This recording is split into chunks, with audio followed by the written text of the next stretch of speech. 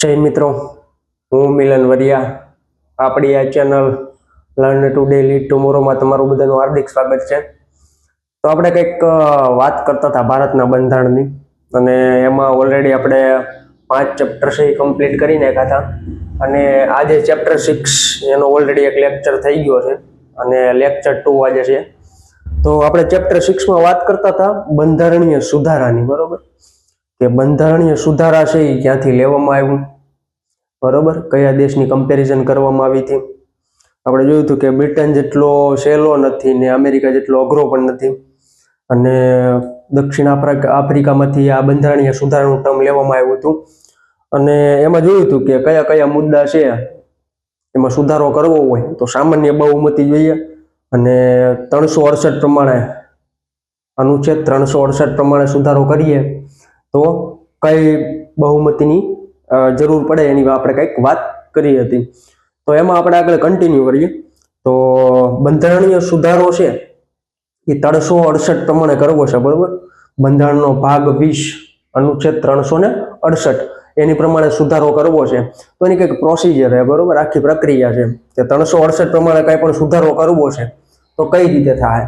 માનો કે મૂળભૂત અધિકારોમાં સુધારો કરવો છે, અથવા તો રાજ્યનીતિના માર્ગદર્શન સિદ્ધાંતોમાં સુધારો કરવો છે, અથવા તો રાષ્ટ્રપતિની ચૂંટણી છે એની રીત એની પ્રોસેસમાં ચેન્જ કરવો છે, બરોબર? હવે ઘણા બધા ટોપિક હતા જે 368 પ્રમાણે હતા. તો 368 પ્રમાણે જોઈએ ને, અનુચ્છેદ 368 પ્રમાણે, તો એમાં કઈ રીતે એની આખી પ્રોસિજર હતી એની આપણે વાત કરીએ.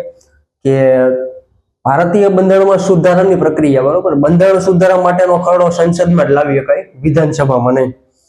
કોઈ પણ બંધારણીય સુધારો કરવો છે, બરોબર, સૌથી પહેલા ખરડો પસાર થાય. તો એ ખરડો છે માત્ર ને માત્ર સંસદમાં જ લાવી શકાય, સંસદના કોઈ પણ ગૃહમાં લાવી શકાય.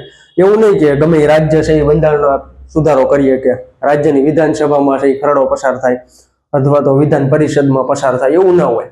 માત્ર ને માત્ર સંસદમાં જ પસાર થાય. પછી આ ખરડો સંસદના કોઈ પણ ગૃહ, લોકસભા કે રાજ્યસભામાં મૂકી શકાય. એવું નહીં કે સંસદ છે તો એના લોકસભામાં જ મૂકી શકાય કે રાજ્યસભામાં જ મૂકી શકાય, કોઈ પણ ગૃહમાં મૂકી શકાય. સંસદના જે બંને ગૃહો છે, લોકસભા અને રાજ્યસભા, એમાં કોઈ પણ ગૃહમાં સુધારાને લગતો ખરડો મૂકી શકાય. પછી આપણે આગળ વાત કરીએ કે બંધારણીય સુધારાને સંસદમાં ખરડા સ્વરૂપે રજૂ કરવા રાષ્ટ્રપતિની પૂર્વ મંજૂરીની જરૂર નથી. મોસ્ટ આઈએમપી વસ્તુ ઘણી વાર વિધાન વાક્યોમાં પૂછાઈ જાય એવી વસ્તુ છે કે બંધારણીય સુધારો કરવો છે, સંસદમાં ખરડા રૂપે રજૂ કરવો છે, તો રાષ્ટ્રપતિની પૂર્વ મંજૂરીની જરૂર પડે? ના, પૂર્વ મંજૂરીની જરૂર નથી. આઈએમપી વસ્તુ છે, વિધાન વાક્ય વાળા ઘણી વાર સ્ટેટમેન્ટ આવી જતા હોય, એમાં અહીંયા કન્ફ્યુઝન થાય ને થાય જ તે, બરોબર? રાષ્ટ્રપતિની પૂર્વ મંજૂરીની જરૂર નથી. પછી ખરડાને સંસદમાં બંને ગૃહમાંથી વિશિષ્ટ બહુમતી, એટલે કે કુલ સભ્ય સંખ્યાના 50% વધુ અને જે તે ગૃહમાં હાજર રહી મતદાન કરનારના 2/3 સભ્યોના મતથી પસાર થવો જોઈએ.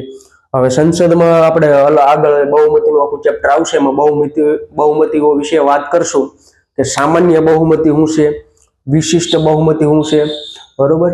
અને વિશિષ્ટ બહુમતીમાં કઈ કઈ બાબત આવે બધી આપણે આગળ વાત કરશું.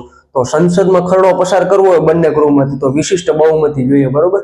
કુલ સભ્ય સંખ્યાના 50% પ્લસ સભ્ય સંખ્યાના 50%થી વધુ, અને જે તે ગૃહમાં, માનો કે લોકસભામાં હોય તો લોકસભામાં અને રાજ્યસભામાં હોય તો રાજ્યસભામાં હાજર રહીને મતદાન કરનારાના 2/3 સભ્યોને મતથી પસાર થવો જોઈએ. પછી જો બંધારણીય સુધારો છે એ સંઘીય હોય, ફેડરલ હોય, સમવાયી હોય તો વિશિષ્ટ બહુમતી ઉપરાંત દેશના 50% રાજ્યોથી પસાર થવો જોઈએ, બરોબર? દેશના 50% રાજ્યોથી સામાન્ય બહુમતી મેળવવી જરૂરી છે. કોઈ પણ બંધારણ સુધારો કરવો છે, સંઘીય છે, બરોબર?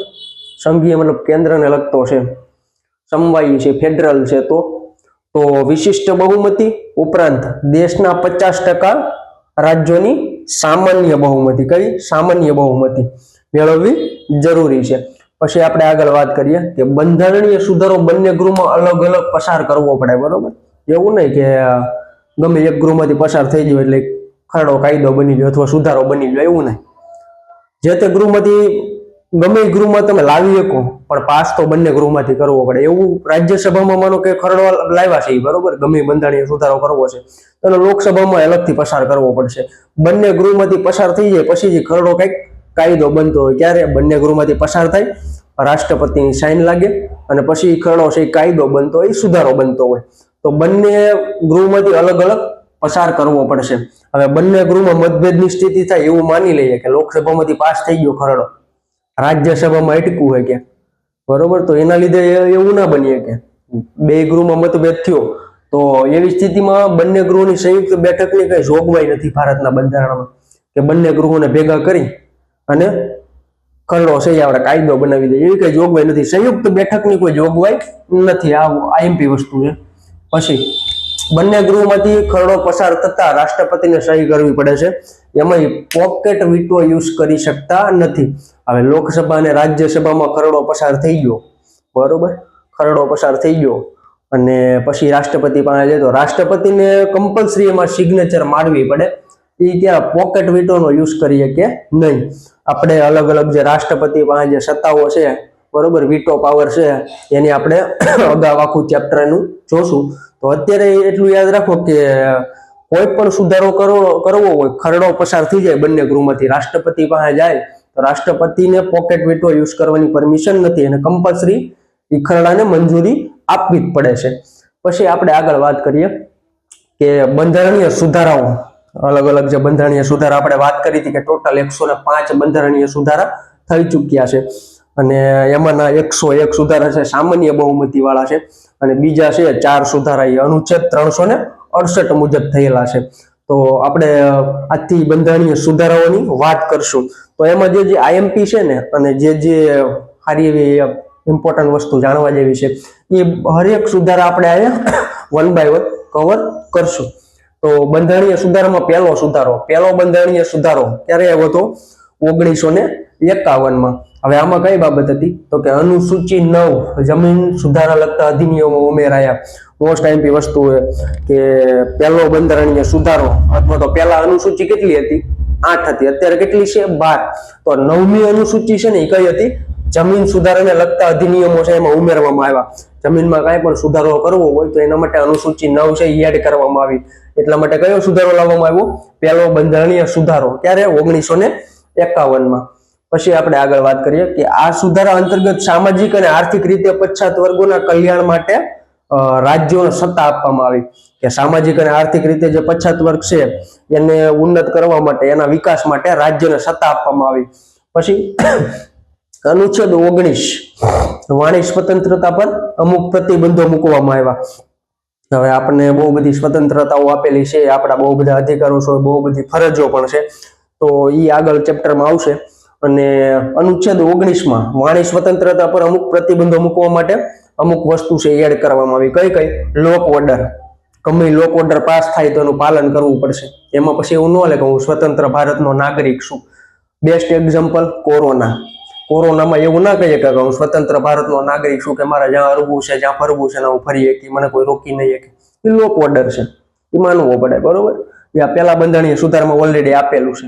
પછી અપરાધ કરવા માટે પ્રેરિત કરવું. કોઈ પણ વસ્તુ છે, ગમે એ માણસ છે, ગમે એ છે, ગમે એ હોય, પછી એને અપરાધ કરવા માટે પ્રેરિત ના કરી શકું, બરોબર. એ છે એની ઉપર પ્રતિબંધો અમુક મૂકવામાં આવ્યા. પછી અન્ય દેશોની મૈત્રી બાબતે હાનિ પહોંચાડવી. હવે આપણે એમ કહીએ કે ભારત ને રશિયાને છે સારા રિલેશન છે, તો પછી રશિયા બાબતે હું આપણી ભારતની ને રશિયાની મૈત્રી છે એ બાબતે કંઈક ઠેસ પહોંચે, હાનિ પહોંચે એવું કોઈ પણ હું સ્ટેટમેન્ટ ના આપી શકું. તો કોઈ પણ દેશની મૈત્રીની હાનિ પહોંચે, બરોબર, એવા સ્ટેટમેન્ટ આપવાના નહીં. આ બાબતો ઉપર, ઘણી બાબતો ઉપર એ લોકોએ પ્રતિબંધો મૂક્યા. કેમાં? પહેલા બંધારણીય સુધારામાં. અને જો મિત્રો, આ ચેપ્ટર છે ને આપણે અહીંયા કમ્પ્લીટ કરીએ છીએ, આ લેક્ચર આપણે અહીંયા કમ્પ્લીટ કરીએ છીએ. આનું ચેપ્ટર કન્ટિન્યુ આગળ રહેશે, લેક્ચર 3 આવશે. તો આપણે આજે પહેલો બંધારણીય સુધારો જોયો.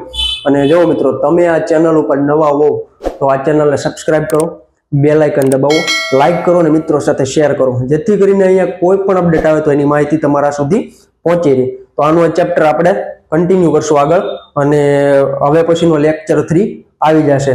તો બધા છેક સુધી બના રહેજો. જય હિન્દ, જય ભારત.